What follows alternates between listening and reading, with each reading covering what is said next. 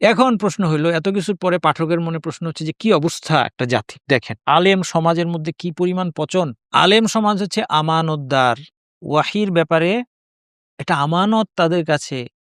وَإِذْ أَخَذَ اللَّهُ مِيثَاقَ الَّذِينَ أُوتُوا الْكِتَابَ لَتُبَيِّنُنَّهُ لِلنَّاسِ وَلَا تَكْتُمُونَهُ। আল্লাহ সুবহানাহু ওয়া তাআলা যাদেরকে কিতাব দেওয়া তাদের কাছে অঙ্গীকার নিয়েছেন লাতুবাইয়িনুন্নাহু লিন-নাস, মানুষের কাছে এগুলোটাকে স্পষ্ট করে বর্ণনা করবে, বয়ান করবে। ওয়ালা তাকতুমুনাহু, গোপন করবে না। এই হচ্ছে আমানত আলেম সমাজের কাছে। তাহলে আলেম সমাজ যখন নষ্ট হয়ে যায়, দুধ নষ্ট হয়ে যাওয়ার মতো। দুধ কত ভালো একটা খাবার, পুষ্টির উৎস। সকল বয়সী মানুষ শুধু দুধ খেয়ে বেঁচে থাকতে পারে, তাই না?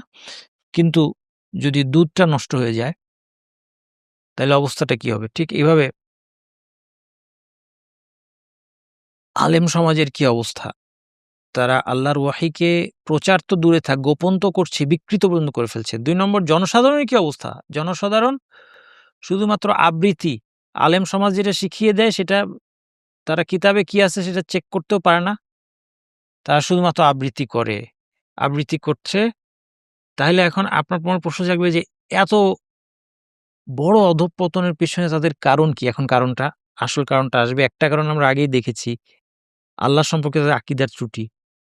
তারা ভাবছে যে তারা পৃথিবীতে গোপন করে গেলে আল্লাহ আর তাদের বিরুদ্ধে কোনো প্রমাণ দাঁড় করাইতে পারবেন না। আল্লাহ সম্পর্কে কিরকম নিকৃষ্ট ধারণা। তাইলে এখন প্রশ্ন হইল যে মানে এতটা দুঃসাহস তারা কিভাবে দেখাচ্ছে? এই যে দেখেন আল্লাহ এখানে বলে দিয়েছেন। ওয়া ক্বালু, তারা বলে লান তামাসসানা নার, জাহান্নামের আগুন আমাদেরকে স্পর্শই করবে না। ইল্লা আইয়ামাম মা'দুদাহ, কেবলমাত্র কয়েকটা দিন। মা'দুদ মানে আদ্দা থেকে, আদ্দা মানে গোনা। মা'দুদ মানে যেটা গোনা যায়। গোনা যায় মানে কি? অল্প কয়েকটা দিন গোনা যায়।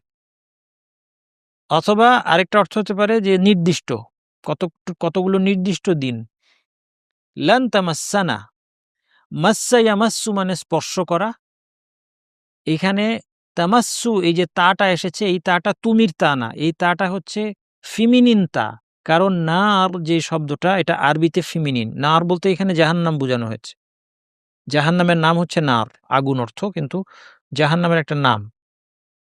জাহান্নাম এবং নার এই শব্দগুলো ফিমিনিন। এইজন্য এটা তা দিয়ে এসেছে। এরপরে তামাস্সু, এটা শুরুতে লান আসায় মানে নেগেট করা হচ্ছে যে কখনোই স্পর্শ করবে না। এইজন্য গ্রামারের নিয়মে সিনের উপর পেশটা জবর হয়ে গেছে। না মানে আমাদেরকে, লান তামাসসানা, কখনোই আমাদেরকে স্পর্শ করবে না। কি? আগুন, নার, আগুন কখনোই আমাদেরকে স্পর্শ করবে না। ইল্লা, শুধু ব্যতিক্রম হচ্ছে আইয়াম, কয়েকটা দিন। মাদুদাহ, হাতে গোনা কয়েকটা দিন। আল্লাহ বলছেন কুল, বলুন হে নবী, আত্তাখাযতুম, ইত্তাখাযা মানে গ্রহণ করা, নেয়া। এটা আমরা আগে পেয়েছি শব্দটা। আত্তাখাযতুম, তোমরা কি গ্রহণ করেছো? ইনদাল্লাহি আহদান, আল্লাহর নিকট। আহদ মানে প্রতিশ্রুতি। কোন প্রতিশ্রুতি গ্রহণ করেছো, আল্লাহর কাছে কোন প্রতিশ্রুতি পেয়েছো। ফালান ইউখলিফাল্লাহু আহদাহ, সেক্ষেত্রে আল্লাহ তার প্রতিশ্রুতি কখনো ভঙ্গ করবেন না। ইউখলিফ, আখলাফা ইউখলিফু মানে ভঙ্গ করা। আহদ মানে প্রতিশ্রুতি, প্রতিশ্রুতি ভঙ্গ করা, হ্যাঁ? লাই ইউখলিফ মানে কখনো ভঙ্গ করবেন না আল্লাহ তার প্রতিশ্রুতি।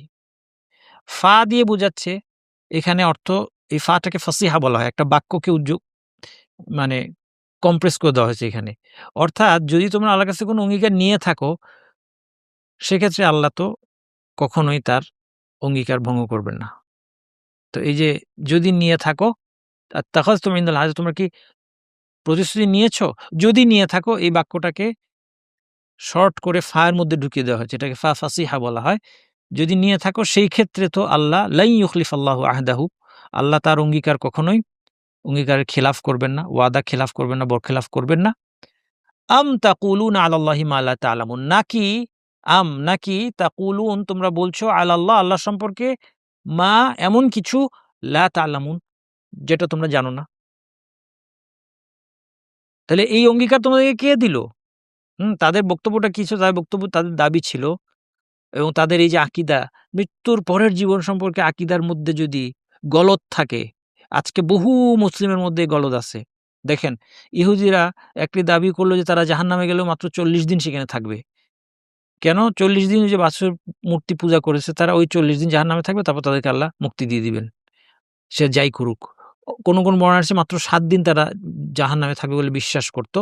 এই আয়াতে বলা হচ্ছে যদি সত্যবাদী হও তোমাদের দাবির সপক্ষে প্রমাণ দাও তোমরা এটা কোথায় পেয়েছ? কারণ এ ধরনের কোনো অঙ্গীকার আল্লাহর পক্ষ থেকে তোমাকে দেওয়া হয় নাই। কিংবা এমন কোনো কাজও তোমরা করো নাই যার কারণে কিছু সময় পরে হলেও তোমরা জাহান্নাম থেকে পরিত্রাণ লাভ করবে। আত্তাখাযতুম ইনদাল্লাহি আহদার ২ রকম অর্থ বর্ণিত আছে। একটা হচ্ছে যে কোনো প্রতিশ্রুতি আল্লাহ তোমাকে দেননি। তোমরা কোনো প্রতিশ্রুতি পেয়েছো অথবা আহাদের অর্থ হতে পারে যে এমন কিছু করা যার মাধ্যমে তাদের এই নাজাতের নিশ্চয়তা হবে। এরকম কোনো কাজ কি তারা করেছে? তারা কি ঈমান এনেছে শেষ নবীর প্রতি? অতীতের সবকিছু থেকে তওবা করে ফিরে এসেছে? এরকম কিছুও তারা করেনি। তাহলে কিভাবে জাহান্নাম থেকে তাদের মুক্তি হবে? তাদের এই দাবিটা মিথ্যা।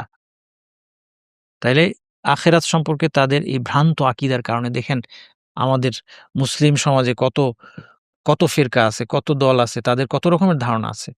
কত পীর সাহেবের মুরিদ আছে তারা মনে করছে যে পীর সাহেব আমাকে কিয়ামতের দিন জাহাজে করে আমাকে মুক্তি দিয়ে দিবেন। জাহাজ নিয়ে উপস্থিত থাকবেন আমার পীর সাহেব। তিনি আমাদেরকে জাহাজে তুলে তিনি আমাকে পার করে দিবেন। হ্যাঁ, ইহুদিদের চেয়ে কোনো পার্থক্য নাই। আমি যাই করি না কেন উনাকে পীর মেনেছি, উনি আমাকে জাহান্নাম থেকে রক্ষা করবেন। জাহান্নামের মুখের দরজার সামনে তিনি তার বাসা বানিয়ে বসবেন। তারপর খুঁজে, এটা আমার মুরিদ আল্লাহ, এটাকে তুমি জাহান্নামে দিও না। বলে ইয়াযুবিল্লাহ, নাউযুবিল্লাহ আল্লাহ সম্পর্কে এইসব নোংরা কথা বানিয়ে মানুষ এগুলো বিশ্বাস করছে মুসলিম নামধারী। আমার কথাটা অতিরঞ্জন না, আপনারা খোঁজ নিয়ে দেখেন। মুসলিমরা এগুলো বিশ্বাস করে শিরকে লিপ্ত হচ্ছে, শাফায়াতের বিশ্বাসে তারা ঈমান বিনষ্টকারী শিরকে লিপ্ত হচ্ছে এবং এমন অবস্থা করছে যে তারা নবী শাফায়াতও পাবে না। শাফায়াতের আশায় বসে থেকে শিরকে লিপ্ত হচ্ছে। শাফায়াত চাচ্ছে তারা। তাদের পীর সাহেবের কাছে হোক অথবা মৃত ব্যক্তির কাছে হোক। ফলে নবী সাল্লাল্লাহু আলাইহি ওয়াসাল্লামের যে শাফায়াতের যে শর্ত ঈমান থাকা, সেই ঈমান নষ্ট হয়ে যাচ্ছে। তাদের নবীর শাফায়াতও পাওয়ার সম্ভাবনা নাই।